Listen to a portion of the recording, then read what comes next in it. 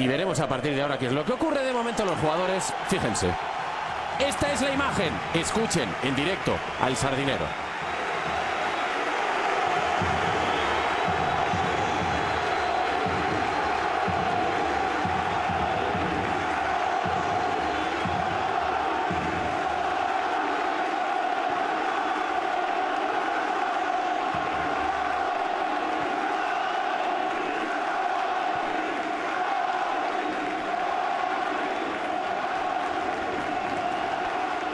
Un grito atronador, el de la hinchada cantando Racing, Racing.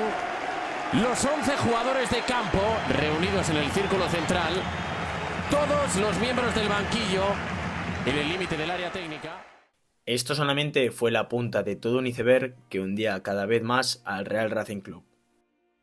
Todo comenzó en el año 2004. El gobierno de Cantabria implementó una estrategia para salvar al Racing de una disolución inminente, concediendo un crédito participativo de 6,75 millones de euros a través de Cantur. El consejero de Economía y Hacienda del gobierno de Cantabria en aquella época, Ángel Agudo, vivió esta situación en primera persona.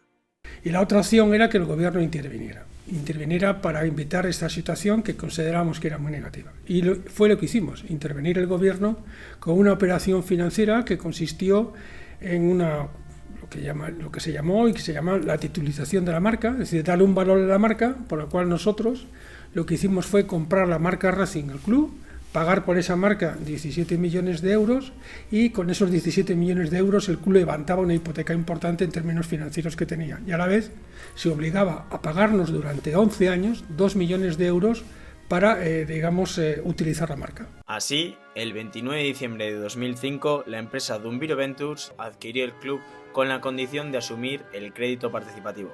Esta operación incluyó un pacto de tutelaje, permitiendo al gobierno supervisar las operaciones financieras del club durante un año. Hay dos Españas muy diferenciadas. Una España anterior a Lehman Brothers, a la crisis global de las hipotecas subprime, el rescate bancario europeo, Grecia, España, Portugal. Hay una España muy diferente antes de 2008 y después de 2008. Antes de 2008, digamos que vivíamos en un mundo completamente, o en España, y en Cantabria especialmente, era un mundo desregularizado. O sea, aquello que dijo, había un ministro español socialista de los 80 que decía que España entró en la modernidad cuando cualquiera podía hacerse rico. Y eso nos lo tomamos muy en serio en España. Y yo creo que eso, cómo se gestionó el Racing durante la época, digamos, de la bonanza económica de Aznar, desde el 96 hasta el 2006, vamos a poner, esos 10 años en los que España, que decíamos que era la quinta economía del mundo y con las compañías de infraestructura creciendo, los bancos de Santander, BBVA convertidos en bancos gigantescos, creo que eso era una manera de desenvolverse en la vida que todo valía y no había no había fiscalización ni por parte de los gobiernos ni tampoco por parte de la ciudadanía. A todas las cosas que ahora nos parecen súper locas, en aquel momento nadie se las cuestionaba. Y yo creo que eso fue lo que pasó con el Racing. La familia Montalvo era la dueña de Silver Eagle, empresa matriz de Dumbiro, la sociedad instrumental que crean para hacerse con el club. Pues con nosotros siempre se portó francamente bien, con los futbolistas, porque era el dueño del club, pero no era presidente. Tanto él como su padre, en un momento dado, que a mí me tocó vivirlo, que cuando llegué al Racing en el 2005, pues pertenecía al gobierno de Cantabria. Entonces estas personas se hicieron cargo del club en esa etapa, una etapa complicada económicamente, y fueron los mejores años del Racing. En esa transacción, el gobierno de Cantabria le había adjudicado a una compañía, Alcalá 120, que formaba parte de Dumbiro Ventures, le había adjudicado la obra del Ecoparque del Besalle, que es una obra multimillonaria en la que todos iban a ser multimillonarios y ellos se la iban a ejecutar. Jacobo Montalvo, que era el presidente de Dumbiro Ventures y luego que fue presidente del Racing, sí, presidente, bueno, miembro del consejo, no sé si iba a ser presidente, era el propietario del Racing.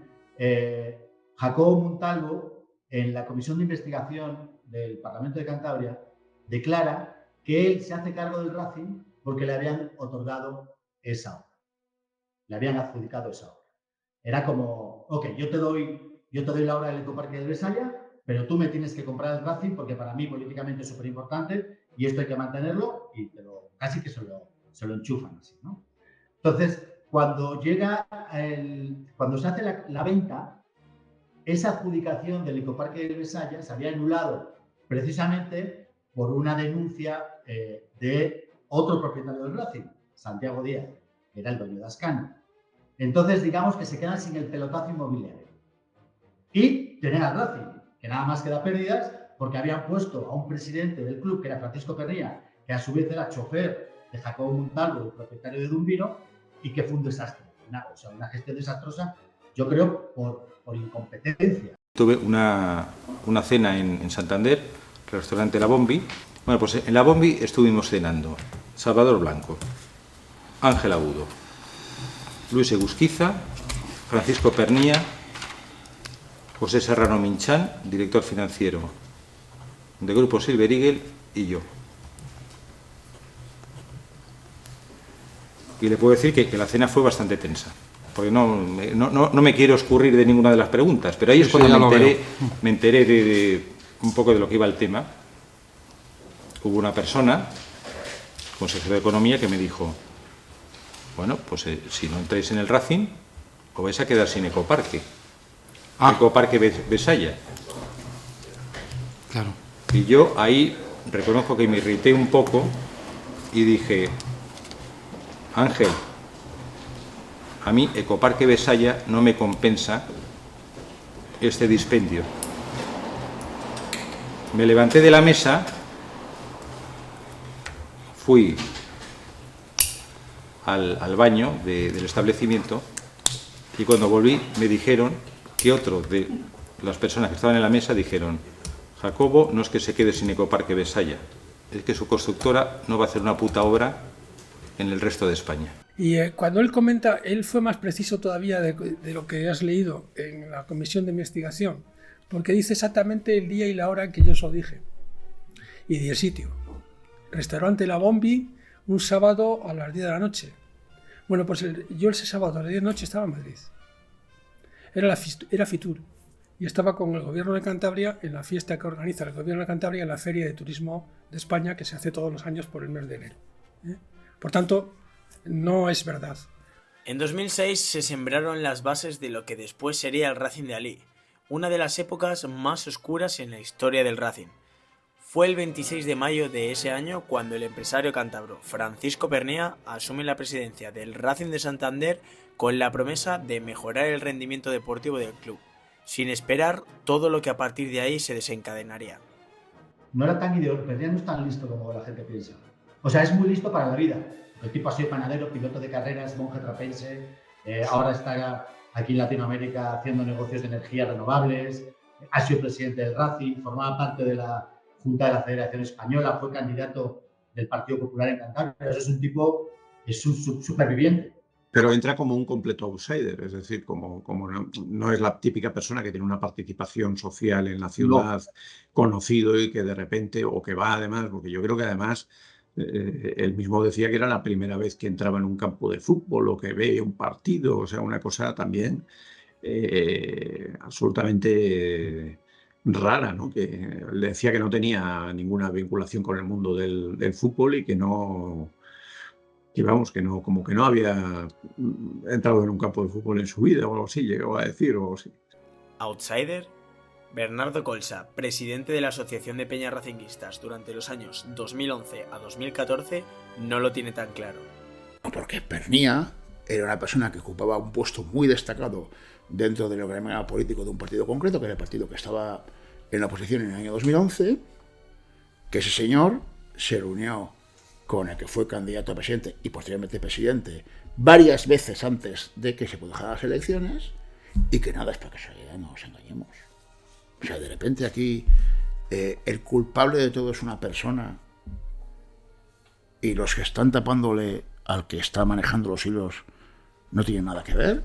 No, nada, es para que Pernía es una persona que tenía mucha fuerza política en la comarca occidental de Cantabria en el año 2011, hasta el punto de que él proponía con cierto peso los candidatos a alcalde de algunos municipios, y a la vez era presidente de Racing con un estafador dirigiéndole. Y nos creemos que no se habla de eso, de verdad nos lo tenemos que creer, en los meses previos a las elecciones, y que de repente cuando llegan las elecciones y se consigue el objetivo, la cosa se normaliza, se tranquiliza. Bueno, nada es por casualidad. Su gestión estuvo marcada por decisiones controvertidas y unos presupuestos que solo incrementaron la deuda del Racing. Que sin embargo no va a poder hacer nada para evitar el gol de Iván Volado. Llega Chité, el congoleño, y el chaval así hace el gol más importante de la historia. Durante el mandato de Pernía, en la temporada 2007-2008, el Racing vivió una de las etapas más destacadas de la historia del club. Así, el 18 de mayo de 2008, en la última jornada de la Liga frente a los Osasuna, Iván Volado marcaría el gol que clasificaría al Racing por primera y última vez a Europa. En el año 2010, la crisis del club alcanzaba los 14 millones de euros. En ese momento, la crisis del ladrillo se llevaba por delante a Silver Eagle. Que viene la crisis económica de la construcción y la empresa del grupo Montalvo, Silver Eagle, la más importante, es de las primeras empresas de España importantes que caen en concurso. Y eso hace que, digamos, toda la cobertura financiera y todo el apoyo financiero que podía tener el Racing a través de este grupo se desmorona. Y de hecho, con respecto a nosotros, empieza a incumplir sus compromisos. Es decir, no nos está pagando el crédito participativo, no nos está pagando la amortización, no nos paga los intereses. Y entra en una situación, digamos, delicada. La empresa entra en concurso, la empresa Silver Eagle entra en concurso y el Racing pues, no tiene un socio, no tiene un propietario potente en términos económicos y financieros para hacer frente a la situación del club. Ante esta situación crítica, solo queda comenzar una nueva operación de compraventa. La posibilidad de que haya un comprador que se haga cargo de la situación del Racing en ese caso. Nosotros lo primero que le hacemos es pedirle informes a quien nos propone, que es a Credit Suisse, ¿vale? Y Credit Suisse nos manda un informe con la firma de 2 directores generales de Suiza, diciendo que es un cliente del banco y que tiene garantías por parte del banco extraordinarias.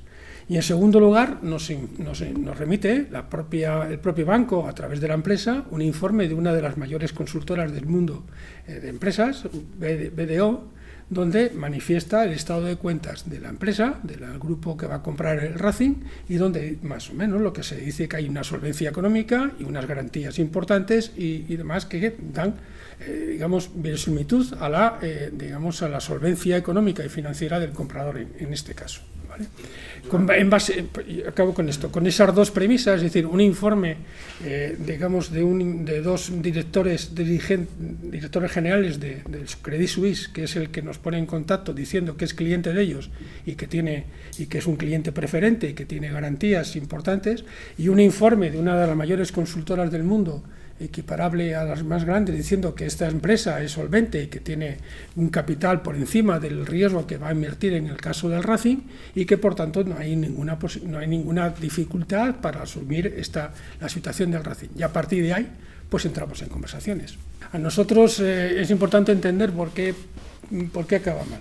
Nosotros cuando antes de la operación con Credit Suisse, nosotros teníamos como garantías con los Montalvo, con la familia Montalvo, del pago que nos tenían que hacer por el préstamo participativo, lo que se llama una pignoración de las acciones. Es decir, si no nos pagaban, que el gobierno se quedaba con las acciones de la empresa, es decir, se podía quedar con el Racing. ¿Cuánto valían las acciones del Racing en el año 2010? 0, porque estaba en causa de dilución. Era una garantía no real. Es decir, desde el punto de vista teórico valía lo que valía, pero desde el punto de vista real no tenía ningún valor económico, ¿vale? Cuando hacemos la operación, lo que hace Ali Sillet es poner encima de la mesa 15 millones de euros. En este punto merece la pena detenerse y escuchar al actual presidente del Racing, quien además fue el abogado de la causa de los exjugadores contra Pernía y Lavín. Manolo Higuera tiene una visión un tanto diferente de la llegada de Ali Sillet. Ahí hay lagunas que solo conocen los protagonistas, ¿no? Pero lo cierto es que, hombre, yo lo que entiendo es que al final el que buscó a Francisco Pernía, a Ali Sillet, en realidad fue Francisco Pernía. Y ese es el motivo por el que, de hecho, en realidad no fue el gobierno el que vendió a Alice, sino el paso intermedio que había habido entre el gobierno y Alice fue los Montalvo, la empresa de los Montalvo, y yo estoy absolutamente convencido de que fue así, porque en el contrato de compraventa de las acciones se establecía como requisito sine qua non que Francisco Pernía continuara como consejero delegado, lo cual eso me hace pensar. En realidad a mí lo que me lleva a pensar es que Alice era un figurante, era un actor. En el fondo yo creo que la historia era que Francisco Pernía, digamos, tenía, no sé qué es lo que ocurrió en ese momento, pero tenía dado el pase de las acciones, es decir, encontraba a alguien que ponía la cara, se compraban las acciones por X dinero, no era mucho en aquel momento, y se revendía de forma inmediata por mucho más dinero. Se ve que la segunda venta se cayó y por eso fue todo al carajo, lo hizo mal y pronto. Entonces, Francisco Pernía fue el protagonista determinante en esa operación, seguro. Sin embargo, el 29 de enero de 2011 llega a Santander Alice Ayer y su empresa Western Gulf Advisory, WGA, tras hacerse con el 80% del accionariado del club. Ya es oficial, el Racing de Santander ha cambiado de dueños, ahora está en manos del empresario indio Alice Yet, que hace unas horas ha formalizado la compra del club. Para poder hacerlo, tuvo que firmar primero un acuerdo con el gobierno de Cantabria y lo hizo anoche en Zúrich. El nuevo dueño parece ambicioso con sus planes para el club. En un primer momento se involucran demasiado y cuando la cosa empieza a torcerse no están tan involucradas, ¿no? Eso fue un poco esa sensación de que cuando todo parecía que iba hacia un gran inversor que se preocupó mucho, como ya sabréis, de exteriorizar todo el dinero que tenía, las posibilidades, aquello del avión, aquello del coche, todo lo que se vino a comentar, que se saltaba todos los protocolos, bueno, actuaba como un millonario caprichoso y bueno, pues creo que ahí se vio que podía ser una carta para salvar al club de esta situación. Y todo el mundo se agarró a eso. Cuando empezaron a descubrirse otros aspectos de Ali, se empezó a extender la idea de que podía tener una situación el Racing compleja con la llegada de este señor. Bueno, pues sí que echa en falta esa misma implicación por parte de políticos que en su momento no tuvieron ningún problema en lanzar según qué discursos y cuyas frases han quedado en la hemeroteca para siempre. Vamos, esto... Cualquier racinguista y cualquier santanderino o cántabro lo recordará algunas de esas declaraciones, ¿no? Es decir, el Racing se politizó de una manera que se utilizaba políticamente. Y el PRC, en aquel momento del Partido Regionalista Cántabro, en aquel momento que le dio un poco por ser un poco más, pensar un poco más hacia adentro, no tanto hacia afuera, se hablaba mucho de la cantabrización. Es decir, siempre estuvo por arriba el gobierno de Cantabria. Y en la compraventa ellos estaban presentes en el Hotel de Zúrich en el que se firmó el contrato. Ellos estaban presentes en la rueda de prensa en la que yo estuve, en la rueda de prensa en la que se anunció a Alice Yet, en la sala de trofeos de los campos de sport. Estaban Revilla, presidente del gobierno, Ángel Agudo, o sea, presidente del gobierno de Cantabria, Ángel Agudo, consejero de Economía, y Francisco Javier López Marcano, que era consejero de Cultura en aquel momento, y el principal responsable de Cantur. O sea, ellos estuvieron en todo el proceso y han estado, yo creo que esa operación no se hubiera conseguido sin la participación especialmente de Ángel Agudo, que era el consejero de Economía de Cantabria en aquel momento y luego presidente del Partido Socialista de Cantabria. Ángel Agudo fue una persona valiente. Hay veces, nosotros estamos en una época en la que los políticos, en mi opinión, juegan a ser centrocampistas malos. A estos que dan pases de seguridad, pases para atrás, para no equivocarse, lo único que buscan es no equivocarse. ¿No? Yo no me equivoco, sí, nadie me puede decir nada. Pero en el fondo lo que ocurre es que nadie hace nada, porque con pases para atrás no consigues nunca llegar a la tontería contraria. Entonces, los políticos no toman decisiones trascendentes, toman decisiones lucas, hay que no nos lleva a ninguna. Por eso, yo valoro mucho la decisión que tomó Ángel Agudo en aquel momento. Seguramente cometió muchos errores en la confección de la operación. Y seguramente también tuvo una intervención muy vinculada a salvar a un grupo empresarial de Cantabria, que en aquel momento dirigía aquí. Pero lo cierto es que fue valiente, y cuando alguien es valiente, hay que decirlo por lo menos. Yo creo que a partir de ese momento nadie ha sido valiente. Con el Racing me refiero a nivel institucional, a nivel de administración pública. Se han estado no sé cuántos años, pero muchísimos años sin relaciones entre el Racing y las distintas administraciones. Algo que para mí es un error absoluto. Racing es un elemento esencial del desarrollo de Cantabria y de Santander, y es importantísimo y fundamental e inteligente que las tres instituciones, que son el Gobierno Regional, Ayuntamiento de Santander y Racing, vayan de la mano. Todo lo bueno que le pase al Racing será bueno para Santander y para Cantabria.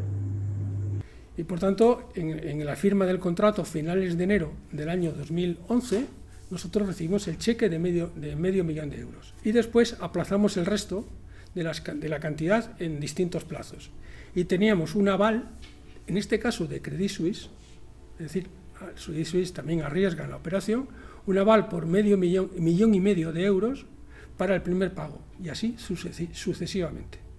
Y a la vez que se hace el primer pago, en Zurich, yo le digo al señor EasyJet que además de eso, por si no le habían avisado, lo que tiene que hacer es de manera inmediata ir a la agencia tributaria del Estado a pagar 2 millones de euros.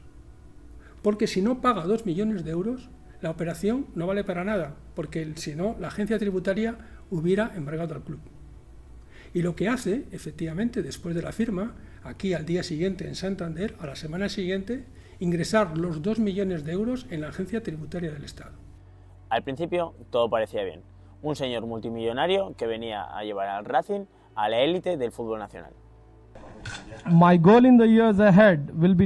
Mi objetivo en los años venideros será liderar al Racing y llevarlo a grandes cotas a nivel del fútbol mundial, no solo por su nombre, sino también como una marca reconocida, no solo a nivel nacional y europeo, sino a niveles internacionales. Cuando vino Ali, todo el mundo interpretó que era el Salvador, era un Salvador, y nos engañó a todos, pero vamos, me engañó a mí, engañó a las instituciones, engañó a los aficionados, engañó absolutamente a todo el mundo. Además, es que además se montó una escenografía con un avión privado, con guardaespaldas. Realmente pensábamos que había venido el Salvador del Racing, ¿no? Que tenía problemas de déficit, tenía problemas de deudas, y lo que queríamos nosotros era que el Racing fuera un club señorial en primera división. Ahora hay una situación en la cual pues un empresario sobre el que hemos tomado el máximo de garantías, donde ha habido bastante polémica previa al día de hoy. Yo, que me suelo guiar por impresiones visuales porque no tengo la suerte, ni él tiene la suerte de hablar español ni yo inglés, por lo tanto hemos tenido que hablar durante hora y media a través de un intérprete. Yo creo que nos encontramos ante un hombre rico, pero sobre todo un hombre sabio. Llegó haciendo mucho ruido, llamando la atención, obligando a que le abrieran tiendas en domingo.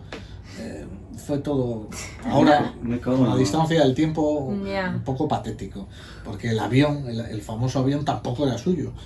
Era un préstamo, no se sabe bien de quién era el avión, a quién pertenecía, pero tampoco era el EasyJet, que nos habían hecho ver que era un potentado. Acordaros de las palabras del presidente regional de Cantabria, diciendo que teníamos, que era un hombre rico y sabio, y que venía para quedarse.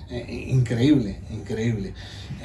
Ni rico, ni sabio, ni vino para quedarse. Vino para dar el pelotazo y así sucedió. Que no dio la cara cuando tenía que darla, nos dejó un agujero al gobierno de Cantabria de dinero público y marchó. Y nunca más se supo.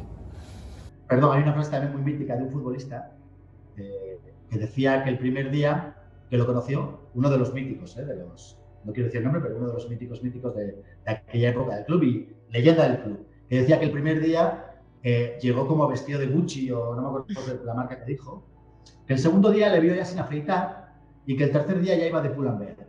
Él hablaba de que iba a ser el tercer club de España y que iba a poner, no sé si eran 30 millones el primer año y 50 millones el segundo.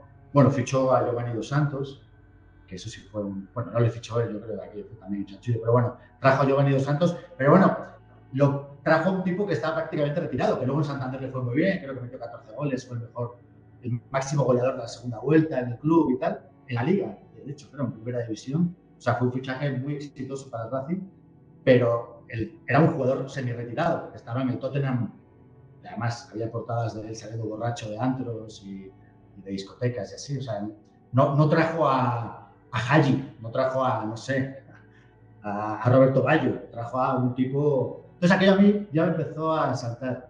Y luego, hablando con él sobre temas ya más como no de economía global, pero temas que no eran tan futbolísticos, sí le vi un poco como que cojeaba un poco. No demostraba con su discurso la carrera empresarial y multimillonaria y súper exitosa que había tenido, decía que en Nueva Zelanda, en Australia, que tenía una compañía en Suiza, en uno de los cantones más, creo que tiene la renta per cápita más alta de Europa, ese cantón, y que tenía ahí una casa y luego sedes en Ámsterdam. O sea, como que no me daba la sensación de que, no me dio la sensación de que era, o sea, no estaba hablando con no sé con quién decirte, con Amancio Ortega. El Real Racing Club comenzaba la campaña 10-11 bajo las órdenes de Miguel Ángel Portugal. Sin embargo, el técnico burgalés era una de las primeras víctimas tras la irrupción de Ali Sayed. Apenas 10 días después de la llegada del magnate indio, el 7 de febrero de 2011, Portugal era destituido como entrenador del conjunto santanderino. Una decisión que le pilló completamente desprevenido, en la que, según él, Ali tuvo apenas influencia.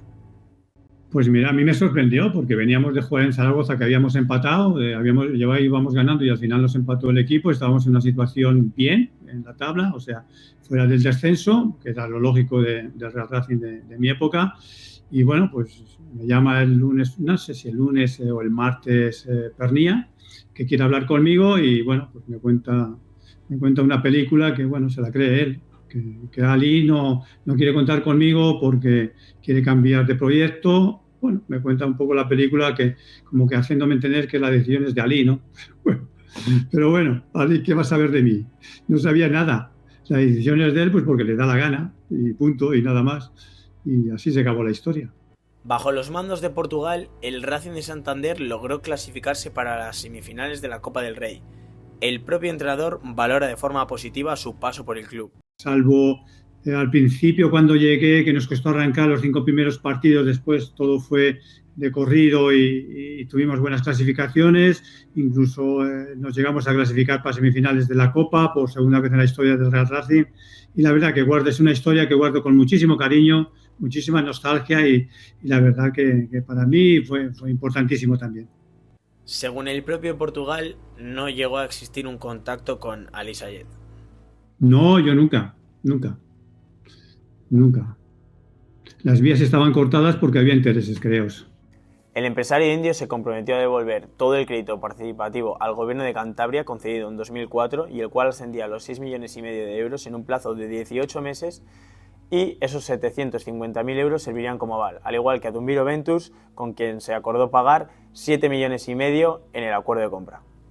Y bueno, pues es que Ali Sayed llegó como una salvaguarda para intentar dotar al club de una viabilidad que... Bueno, esto es como todo, ¿no? Si el Racing no hubiese cometido esos excesos, se hubiese podido meter en Europa. Si no se hubiese metido en Europa, hubiésemos tenido todo lo que hemos vivido después. Pues bueno, pues eso ya entró un poco más en el terreno de la ficción, pero lo que desde luego se veía venir era una situación insostenible a nivel económico. El gobierno de Cantabria confía en la solvencia del empresario para pagar la deuda de los 14 millones del crédito participativo, ya que habían recibido informes de la solvencia de la WGA, firmados por la empresa Credit Suisse, la cual es avalista de Ali. Los primeros días de este empresario en la capital de Cantabria son inauditos, con promesas megalómanas. Una buena muestra de ello es la reunión con el alcalde de Santander, Íñigo de la Serna. Una vez que cerramos la cita, a algunos de sus escoltas les dio por aparecer por el ayuntamiento, ir a donde las secretarías y decirles que les abrieran mi puerta, la puerta de mi despacho. No estaba yo entonces en el despacho, para que entraran a revisar el despacho, para ver por motivos de seguridad. Entonces lo único, me lo comunicaron en aquel momento y les dije que les indicaran la puerta, pero no la de mi despacho, sino la de fuera, para que salieran de allí de manera inmediata, ¿no?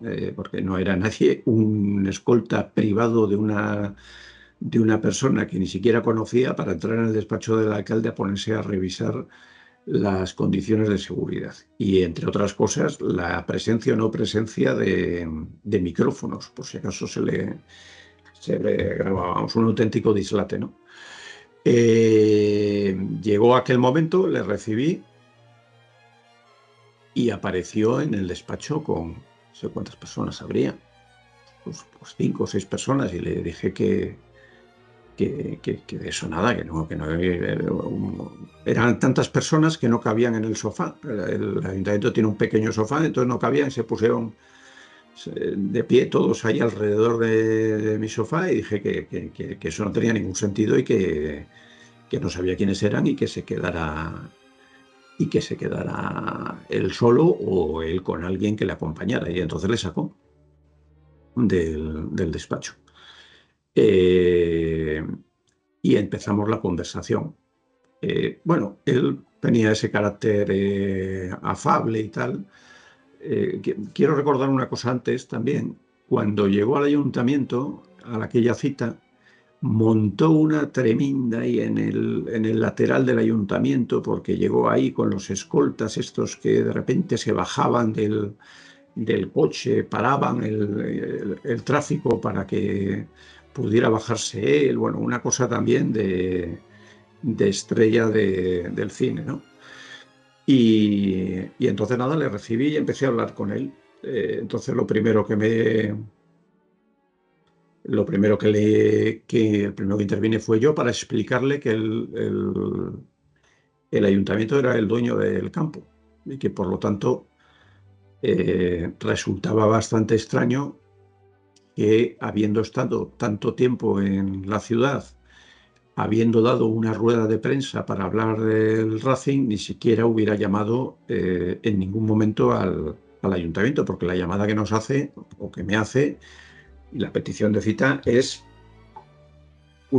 bastantes días posterior a su llegada a Santander, e incluso con rueda de prensa en medio, ¿no?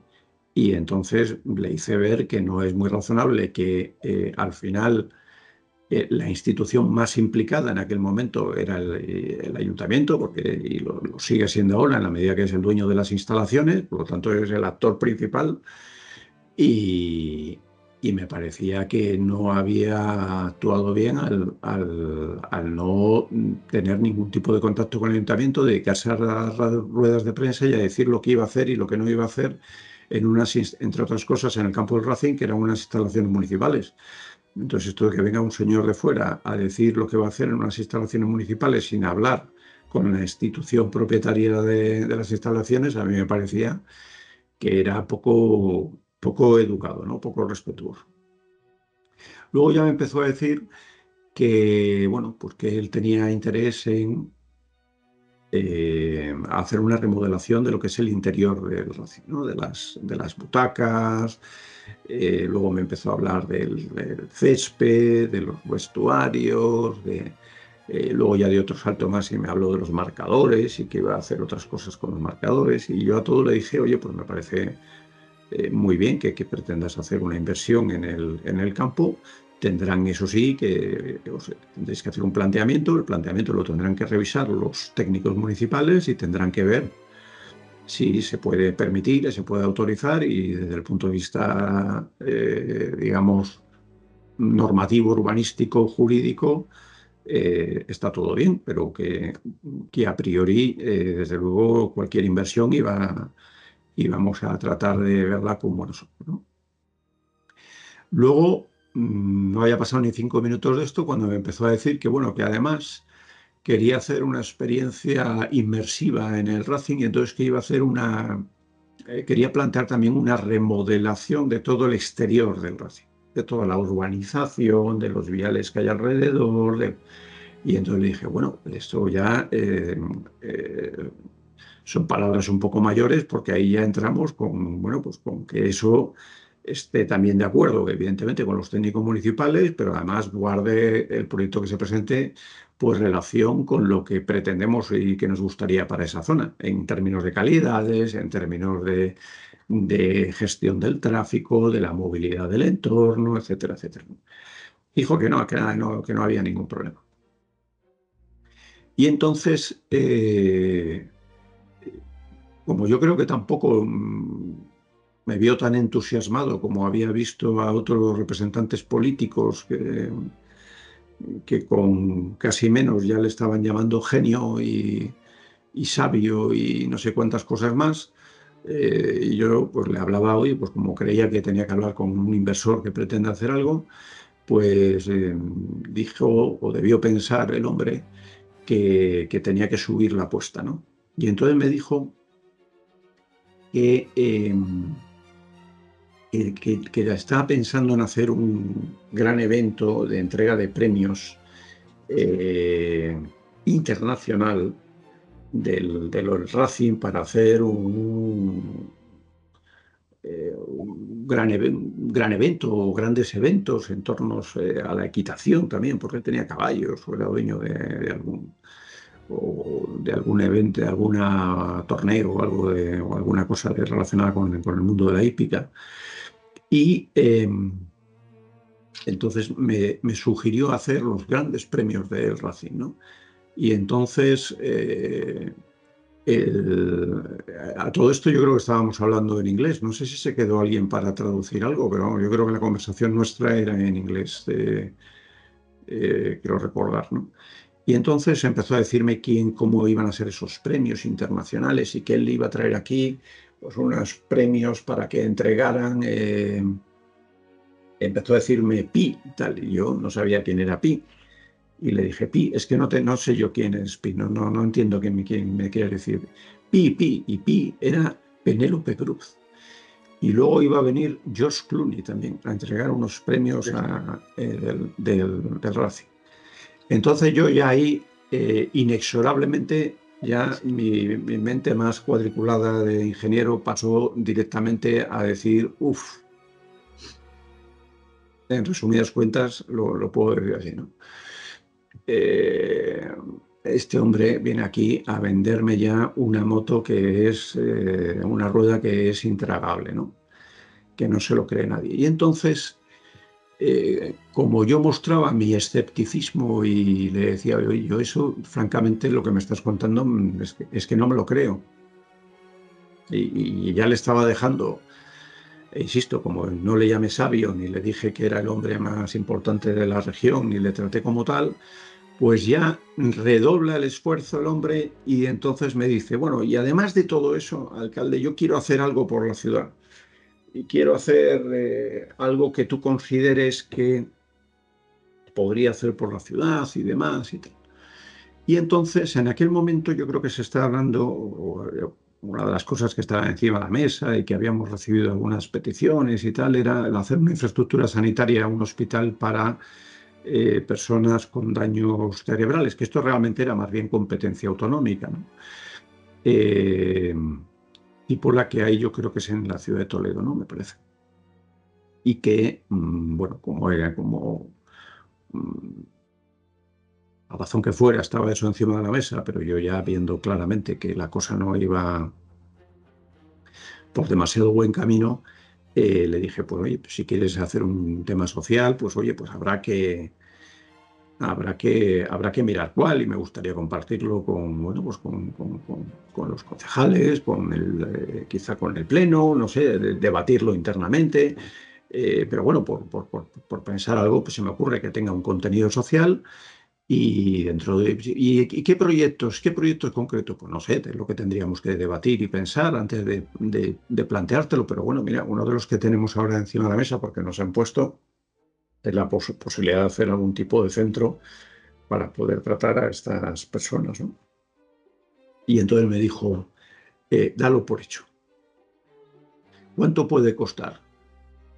Y le dije, bueno, es que esto, claro, pues ser una inversión, pues oye, no lo sé, pero vamos, piensa que por lo menos costará 5 millones de euros. Había prometido ya que iba a traer 100, si os acordáis en aquellas notas de prensa y tal. Y entonces yo le dije algo de 5 millones de euros, que vamos, dentro de los 100 con los que iba a hacer todo lo que iba a hacer, pues bueno, era una cosa. Y entonces me dijo, dalo por hecho. Y entonces, como ya me estaba jugando ya al póker descubierto, le dije yo, vale, muy bien, ¿y cuánto nos vas a poner el primer año? Y me dijo, para el año que viene, no recuerdo con qué fecha era, pero yo creo que era a finales de año, ¿no? Es la reunión esta, no sé, tendréis que mirar ahí en la hemeroteca, pero sería noviembre o octubre, noviembre, porque debíamos estar ya con los presupuestos, yo creo. Y entonces le dije, bueno, pues es una cosa que tenemos que hablar en el ayuntamiento, pero bueno, ponle que cueste unos 5 millones, dalo por hecho y tal. Y dije, bueno, pues ¿y cuánto nos podrías aportar?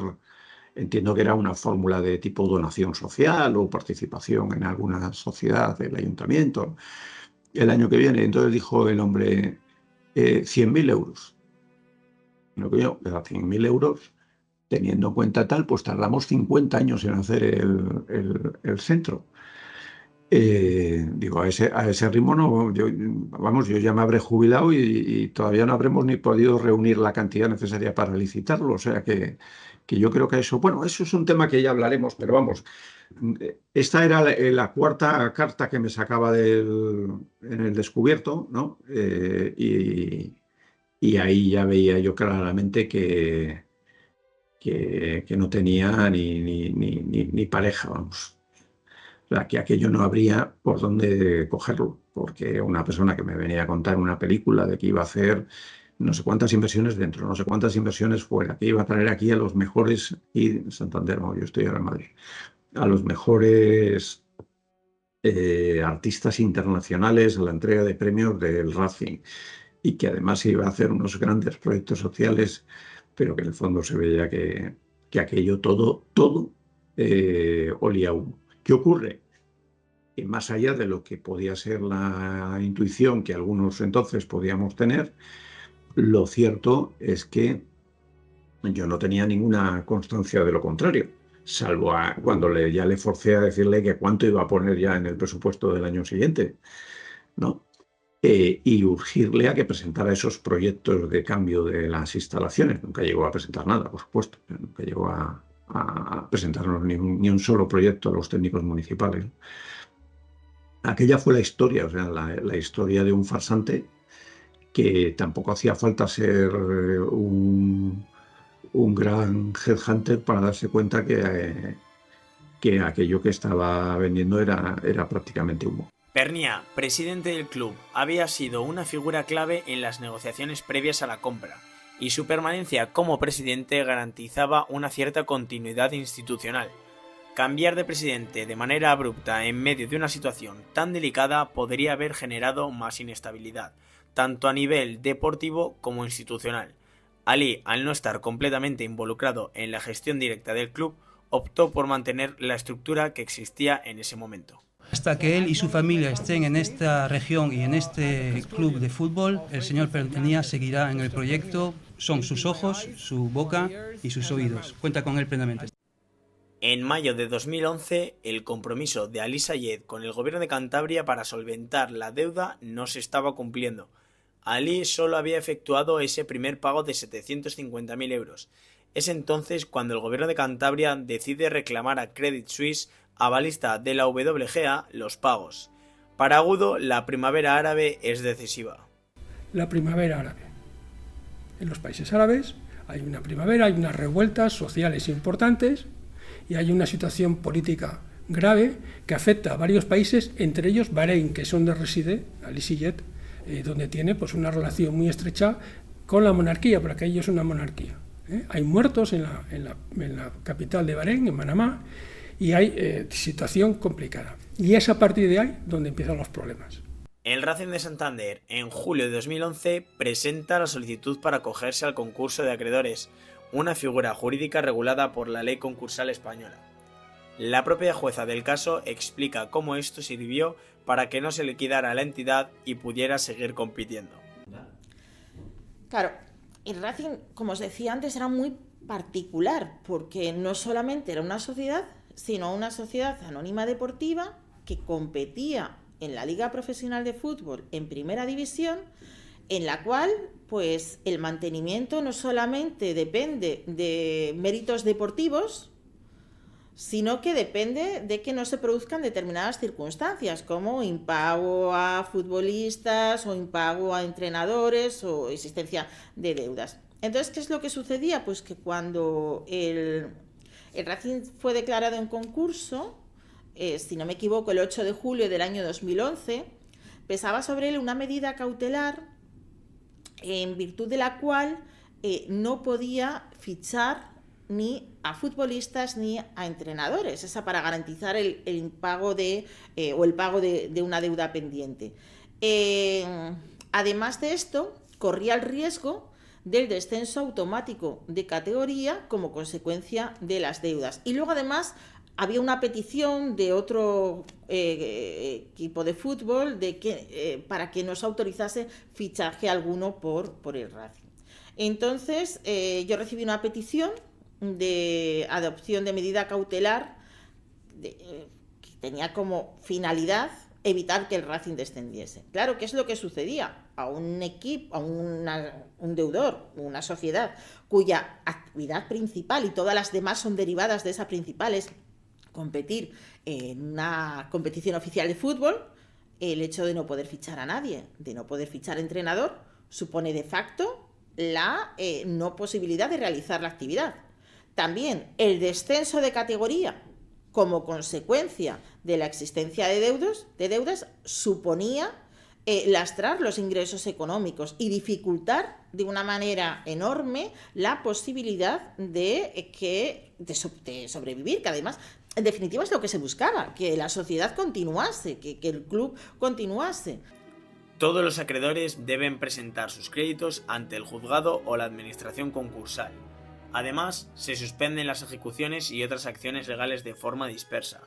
Se suspenden las ejecuciones judiciales individuales contra el club.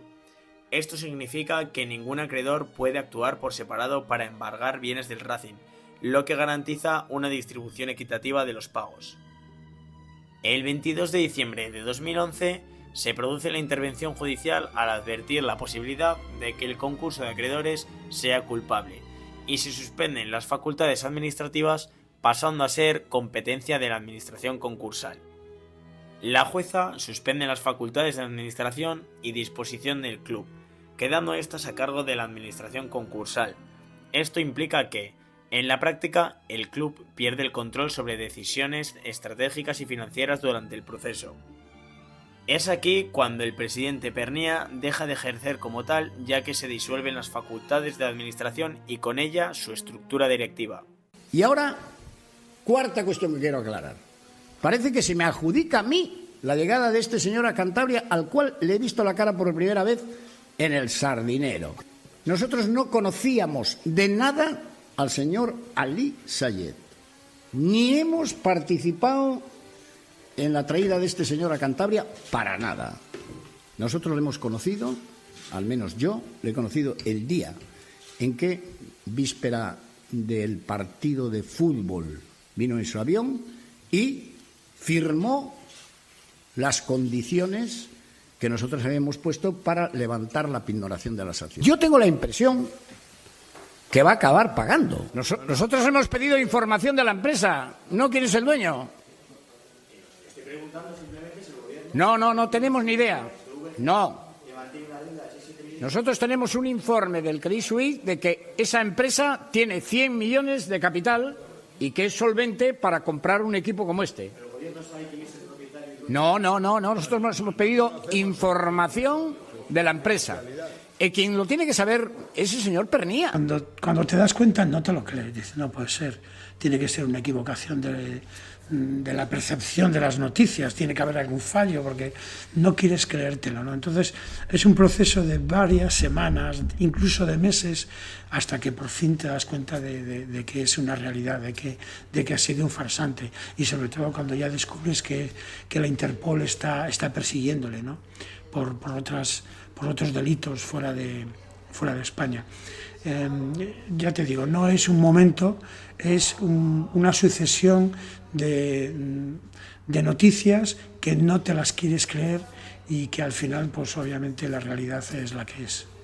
Que hay gente como el presidente de Cantabria entonces, que sabía cosas que dice que no sabía, y más gente, pero bueno, es que al final ahí no me puedo meter porque realmente no sé lo que ellos sentían, pero sí sé que sabían más cosas de lo que decían.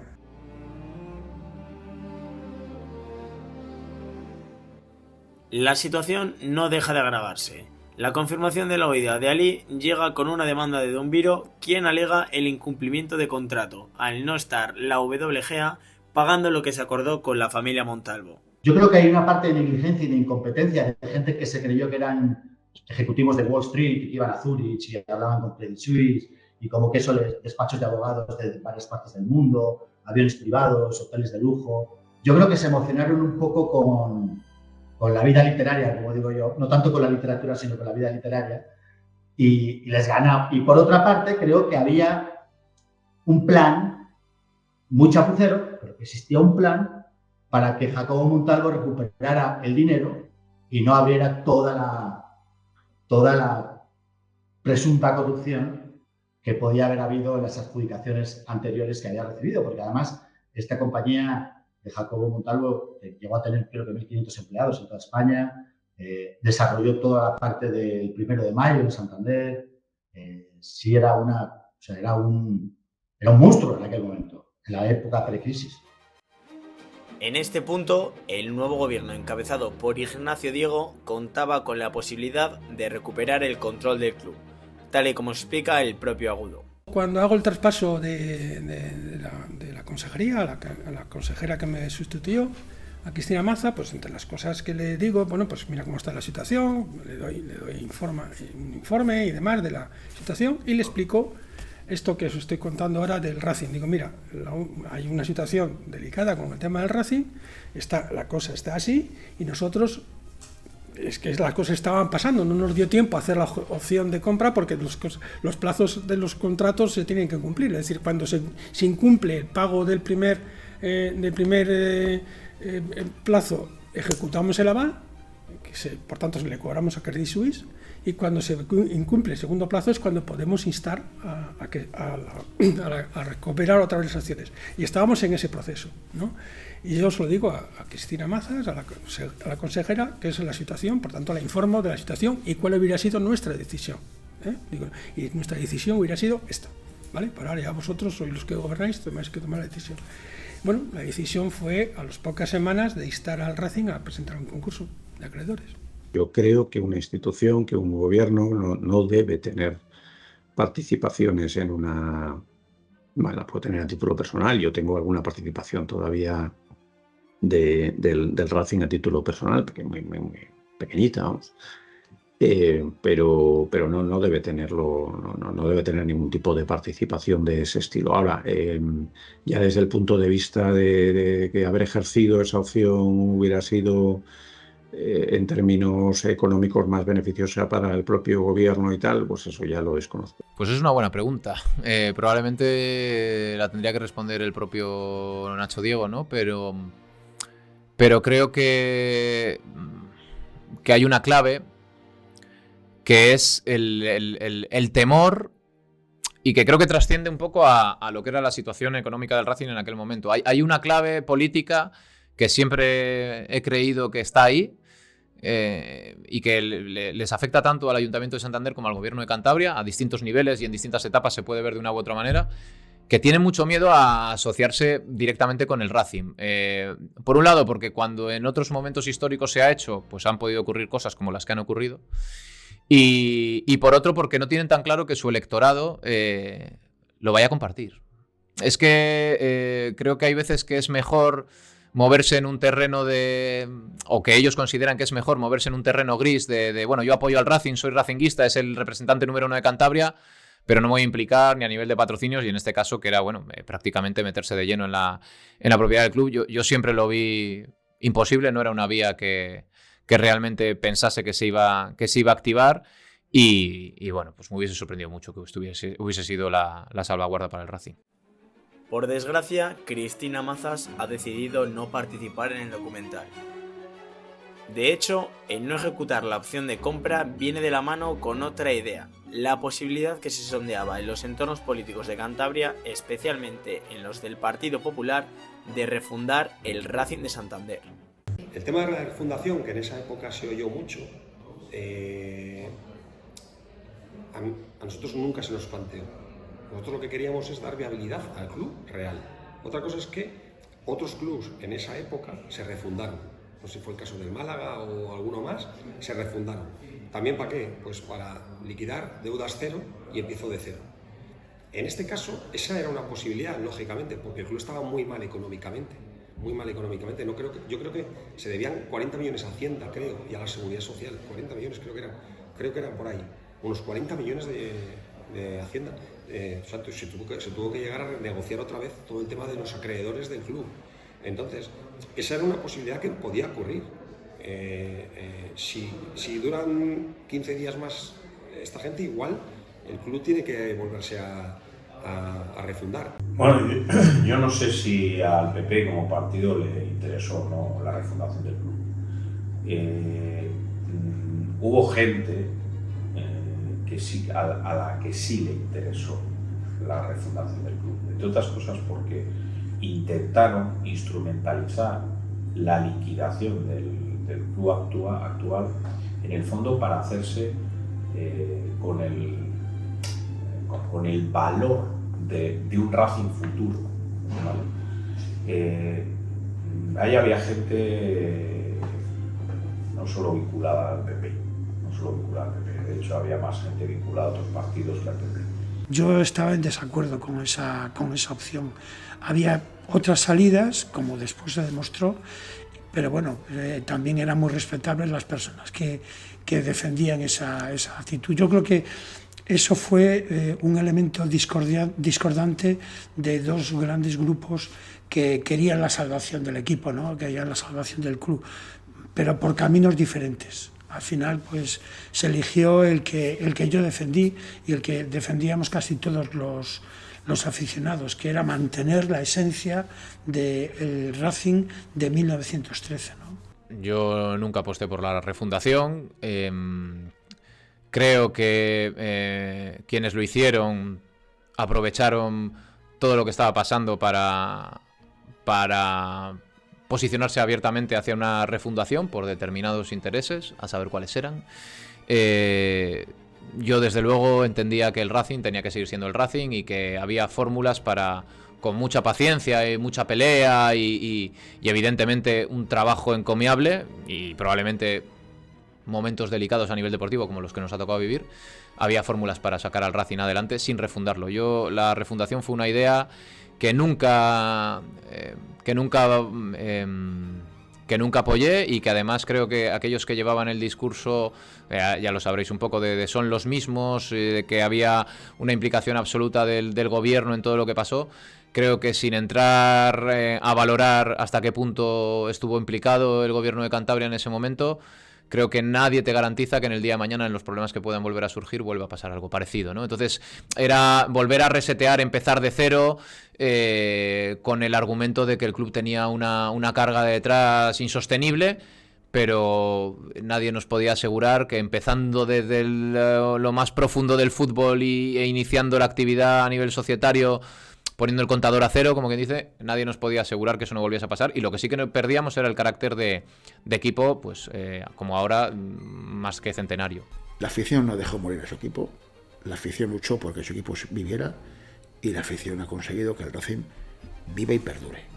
Que llevamos 10 años malos, bueno, el peaje que hay que pagar. Lo fácil hubiera sido salir de segunda B con otro nombre y con otro club, sin deudas. Pero entonces no seríamos el Racing, seríamos otra cosa. Pero el Racing no, desde luego. El Racing nació en el 13 y todavía no ha muerto. Y espero que no muera nunca. Si llegamos a desaparecer en el 14, el Racing que estaría apoyando ahora, a saber dónde estaría, a saber cómo se llamaba, a saber con qué colores vestiría, pero desde luego tendría 10 años de existencia, no 110. El 19 de junio se levanta la administración concursal, pero no será Francisco Pernía quien se ponga al frente del Racing, ya que toma la decisión de permanecer en la sombra. En su lugar, Ángel Lavín, más conocido como Harry, ocuparía la presidencia del Club Verde y Blanco. Pero cuando se levanta su administración, en el año 2012, se convoca un consejo de administración donde Pernía incorpora una serie de personas a su consejo de administración. Nosotros contestamos fuertemente a ese consejo de administración porque no queríamos que nadie colaborara con la persona que estaba llevando el Racing a la quiebra. Creo que la solución que había era echarle. Pero echarle además, no porque tuviera que dimitir. No, es que encima las acciones no eran suyas y estaban en su propiedad o gestionadas por él, mejor dicho, en función de un engaño y de una trampa. O sea, no era ni ético ni estético. Desde luego, no era lo procedente porque te estaba dirigiendo la crisis quien te había llevado a la crisis, y en segundo lugar porque su poder estaba sustentado en un engaño y una mentira flagrante. Era imposible que se diera. Entonces, bueno, nosotros hicimos una campaña para que nadie apoyara a este personaje. Pero hubo gente que le apoyó. Quizás no eran conscientes de lo que estaba ocurriendo, quizás les ningunearon o les dieron un mensaje, que es lo que me consta, por parte de algunos, de que la afición eran 4 gatos y que no iban a ningún lado. Pero lo cierto es que la presión social surtió efecto. Y de esos consejeros que pretendió nombrar Pernía, pues unos cuantos dimitieron. Otros no. Y ahí se encuentra Ángel Lavín, que como pelele que fue de Francisco Pernía, pues comenzó a dirigir el Racing. Como presidente, sin haberse reconocido ninguna vinculación con el equipo, ni siquiera de aficionado, y sí conocido por sus andanzas mercantiles en el sector de la hostelería en Cantabria. Una persona que tenía muchos claroscuros y que no ofrecía ninguna confianza para un momento de crisis como el que estábamos viviendo, ¿no? Entonces, bueno, su llegada fue diciendo, bueno, ¿qué es esto? No sabemos ni quién era, pero en cuanto le vemos actuar y nos llega información de lo que está haciendo, pues encima comprendimos lo que estaba pasando, ¿no? Que era, bueno, pues una herramienta más de Pernía para mantenerse en el poder, él en la sombra Pernía, ¿no? Bueno, hay gente que se expone a cualquier cosa. Esta temporada, la 11-12, un 28 de abril, el Racing certificaría su descenso a la categoría de plata del fútbol español tras caer derrotado en Anoeta ante la Real Sociedad. El 23 de febrero de 2013, el Racing celebra su centenario ante el Mirandés, en una situación en la que el club estaba pasando por un mal momento social y económico. A pesar de todo ello, el Racing gana 2-0 con los goles de Quini de penalti y de Thiago Pinto, vistiendo la equipación que evocaba a la primera prenda utilizada en 1913. Este centenario fue la muestra clara de que todo salió mal en los últimos años, ya que los Dumbiro esperaban hacerlo por todo lo alto. Así se lo dijo Javier Montalvo, padre de Jacobo, a Ángel Agudo. Que él no tiene ninguna vinculación con el fútbol, no sabía ni qué color eran las camisetas del Racing, que no tiene ninguna vinculación con el fútbol, que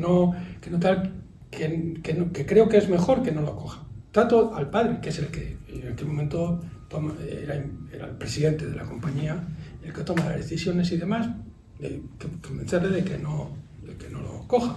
Pero él decide que sí y que va a tirar para adelante, que quiere llegar a hacer un centenario del club en 2013 fastuoso en primera división, con lo mejor posible. Y demás. Bueno, pues oye, esa es su decisión y ahí no puedo pararle. Esa alegría sería la única de esa temporada, ya que pese a ganar 3-0 ante el Hércules en casa, en la última jornada, el club quedaría totalmente descendido a la Segunda División B, encadenando su segunda pérdida de categoría consecutiva. El 12 de noviembre de 2013, una sentencia judicial del Juzgado de Primera Instancia número 55 de Madrid devuelve las acciones del Racing a Dumbiro Ventures, resolviendo unilateralmente el contrato de compraventa firmado con Ali Sayed. Esta decisión fue recurrida por WGA y posteriormente se determinó que como Montalvo era uno de los acusados por impago del crédito participativo, no podía ser el destinatario final de las acciones del conjunto santanderino. El empresario fue acusado en 2014 de ser cooperador necesario de la pérdida patrimonial de 6 millones de euros como consecuencia de todas las operaciones realizadas para la venta del Racing a WGA.